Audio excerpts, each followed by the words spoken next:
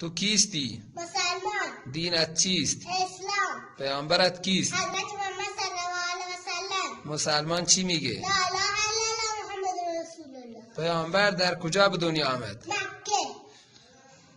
چه روزی؟ دوشنبه. چه ماهی؟ ماه ربیع الاول. چه سالی؟ عام الفیل. نام پدرش؟ عبدالله. نام مادرش؟ آمنه. نام همسرانش؟ خدیجه و عایشه. نام دایش؟ حلیمه. در چه سالی وفات کرد؟ 63 سالگی. در چه ماهی؟ ماه ربیع الاول. کتاب ها آسمانی چند تا هستند؟ 4 تا. نام ببر. تورات، انجیل، زبور، قرآن. خلفاء راشدین چند تا هستند؟ 4 تا. نام ببر. حضرت ابوبکر صدیق، حضرت عمر فاروق، حضرت عثمان زنوری، حضرت علی مرتضی. تورات از کیست؟ حضرت موسی. انجیل؟ حضرت عیسی. زبور؟ حضرت داوود. قرآن؟ حضرت محمد.